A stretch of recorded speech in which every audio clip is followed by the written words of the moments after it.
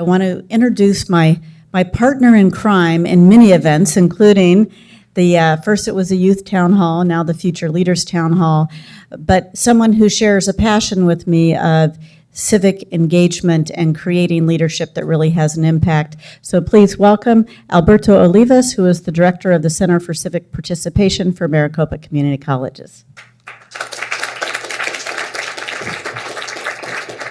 Thank you, Tara, and thanks to all of you.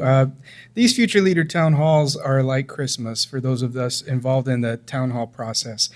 So I wanted to give you a little bit of context and tell you what to expect with this process. As a member of the Town Hall Board, I've been involved with Town Hall for several years, and you may not know, Arizona Town Hall is a long-held tradition in our state, as Tara mentioned, going back over 50 years.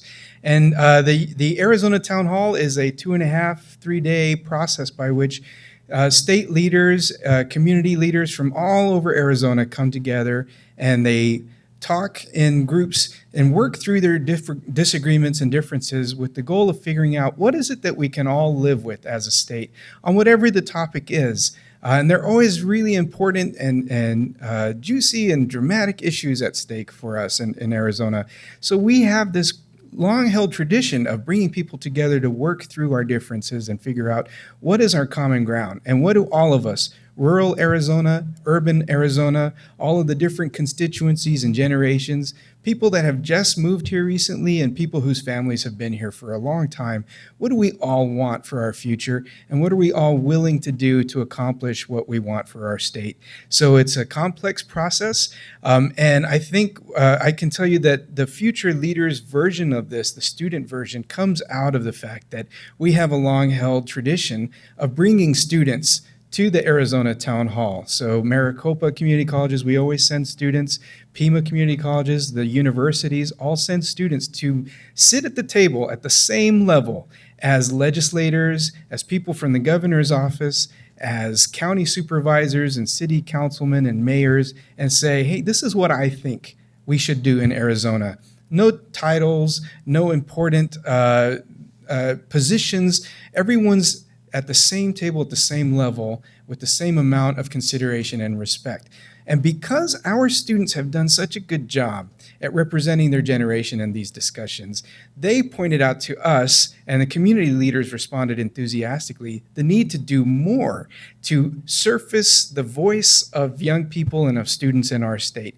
So because of that, we started several years ago having what we first called the student or the youth town hall, which we've now transitioned, we call it the Future Leaders Town Hall, which is what we're doing today, partly in recognition of the fact that we, colleges and universities, our students are not just 18 to 25-year-olds. Our students are coming to us from all stages in life and at all stages in their leadership trajectory. So many of you may be 18 and already have a lot of leadership experience. Some of you may be 60 and starting a second or third career, and you're just now thinking about getting into the waters of public policy and community leadership. We welcome you wherever you're at. And the Future Leaders Town Hall is happening today simultaneously in many locations to bring high school, college, and university students to learn from each other and to educate us and the other leaders that will participate in Arizona Town Hall about what is it that students have to say on this topic. So your role, I stress that to you, is very important. And the impact of what you discussed today will have untold echoes throughout the future. The history of Arizona Town Hall is one in which these community leaders would come together and decide recommendations, what we want to see happen. And those recommendations have had a lot of effect on our history. Recommendations from Arizona town halls have been used to create laws, to draft legislation that lawmakers decide. They've been used to create new programs, new community organizations and nonprofits.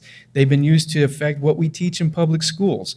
So there are many, many ways that the recommendations coming from Arizona Town Hall are implemented at the local and state level, and sometimes the federal level. What we do at Arizona Town Hall has been so effective that other states have looked at our model and are trying to figure out how they can do similar things. And now, with the Future Leaders Town Hall, what we have is a very effective model for convening students across the state and coming out with a report that represents what students have to say about all of these issues, which is then presented to the participants in the Arizona Town Hall. So what you decide today, what you discussed today will be presented for all of those big wigs that I mentioned to you before.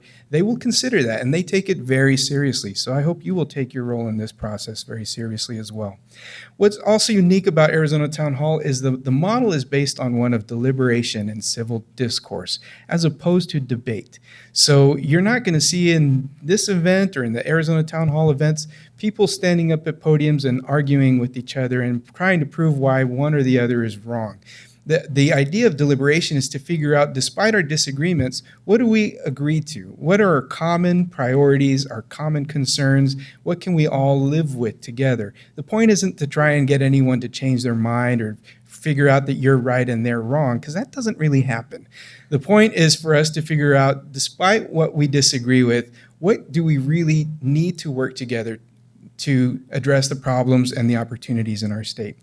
So in a couple minutes, when we get you started in your group discussions, what's going to happen is that your facilitators, your moderators, are going to lead you in a quick round of introductions, very quick, and then take you right away into a series of some pretty deep questions. So we ask you to pay attention, be thoughtful about the questions, and even if you're not sure about what you're saying, to participate to the extent that you can, and think about the communities that you represent, wherever you're from, however you define community, not necessarily geographically.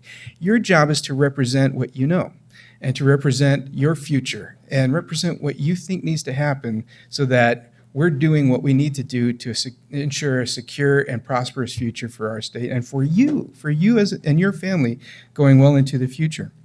So each of your groups will have a moderator, a panel chair who will pose the questions to you and try and make sure that everyone has an opportunity to participate. And they are matched with a recorder, a note taker, who is not going to necessarily write something down every time somebody speaks. That recorder is just looking for those common ground consensus issues that come up. So they're going to be looking for you as a group to indicate when something is said that you all agree with. And you can really help by showing you agree physically. Like, this may take a little bit of theater. Nod.